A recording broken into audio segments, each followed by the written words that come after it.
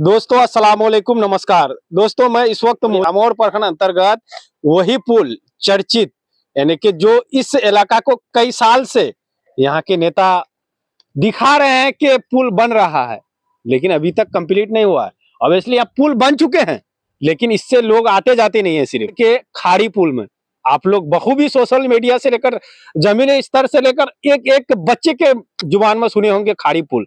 खाड़ी पुल का दशा दिशा क्या है, खाड़ी पुल कहाँ तक बना है, किस तरह से पुल का हालात है, इलाका के लोग कैसे आना जाना करते हैं।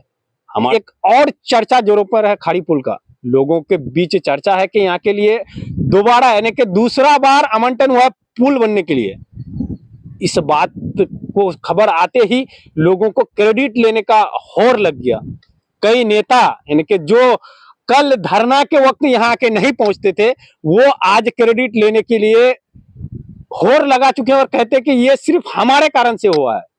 आखिर ये पुल किस वजह से दोबारा सैंक्शन हुआ, यहाँ के लोगों ने क्या किया, यहाँ के नेताओं ने क्या किया, किस तरह से इस पुल को दोबारा किया सरकार, कौन सा लड़ाई रहे कामयाब, यहाँ के नेता की, यहाँ के जनता की, या फिर बार बार खाड़ी पुल का उंगली करने की। हम सीधा कहना चाहेंगे कि खाड़ी पुल को लेके सोशल मीडिया में सबसे ज्यादा उंगली किया जाता था। अमोर बैसा से ज्यादा लोग खाड़ी पुल से इस इलाका को जानते हैं, क्योंकि ये इतना चर्चा का विषय बन चुका है।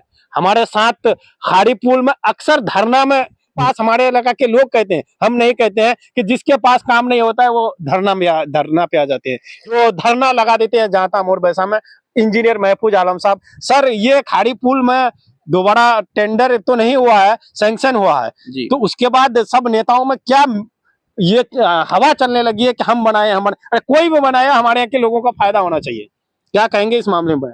देखिए, ऑब्वियसली अगर मैं धन्यवाद देना चाहूँगा खाड़ी पुल के लिए, तो इस आसपास के लोगों का, यहाँ के लोग जागरूक होकर जो हमारे साथ धरने से जुड़े रहे, जो कई बार यहाँ धरना ऑर्गेनाइज हुआ और सब कोई आए, मैं सबको इस पुल का क्रेडिट देना चाहूँगा कि यहाँ के नौजवान जो अपना घर द्वार काम काज सब कुछ छोड़कर दिन भर और कई दिनों तक मेहनत करते रहे यहाँ पे धरना ऑर्गेनाइज करने के लिए, वो सारे जागरूक नौजवानों को बधाई देना चाहूँगा। और ऑब्वियसली लीडरों का काम है कि प्रॉब्लम्स का आवाज़ उठाना। उसके लिए जो भी लीडर जिस तरह से आवाज़ उठाए हैं, जिस पड़ल से, हम सबको मुबारकबाद देना चाहेंगे कि खाड़ी पुल बनने के कगार में है। अभी सिर्फ और सिर्फ कैबिनेट अप्रूवल हुआ है, कोई टेंडर में नहीं गया है। टेंडर में जाएगा, यहाँ पे दोनों तरफ 2-3 स्पैन बढ़ेगा और उसके बाद बॉर्डर पिचिंग का काम है। ये सारे नौजवानों को देखना है, यहाँ के जो नौजवान हैं ये उनको देखना है। आप अगर पीछे उधर देखेंगे तो अभी भी जो अप्रोच है वो किस तरह का है, आदमी चल के वो फट चुका है। क्या पता ये 35.5 करोड़ रुपए भी सरकार का बर्बाद जाए। तो यहाँ के नौजवानों को वैसे ही जागरूक होकर, जैसा जागरूक होकर इन लोगों ने धरना में सपोर्ट किया था, और यहाँ के पंचायती राज के लीडरों को, जो मुखिया सरपंच समिति और मेंबर लोग हैं, ये सारे लोग जो अमोर में हमारे साथ धरना में बैठे थे, दूसरी धरना में, मैं उन सब से रिक्वेस्ट करूंगा कि ऐसे ही सिर्फ क्रेडिट लेने के और देने के होड़ में न लगे रहें, बल्कि आने वाले टाइम में जो यहाँ का काम होना है वो सही से हो, हमारे कई पीढ़ी इस पुल का फ़ायदा उठाए। इस बात पे हम लोगों को फोकस करना है, ना कि बस इससे सिर्फ हमें ही बेनिफिट हो।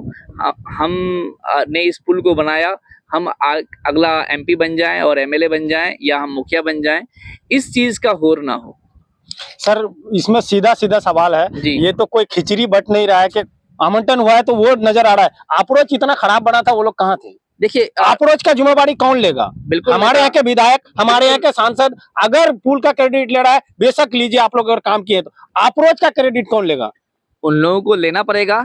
आप है, उनका जो काम है वो सही से नहीं कर रहे हैं, चाहे वो एमपी हो या एमएलए, पूर्व हो या वर्तमान। मैं सबसे कहूंगा कि अब जनता जाग चुकी है, नौजवान जाग चुके हैं, वो छोड़ेगा नहीं आप लोगों को।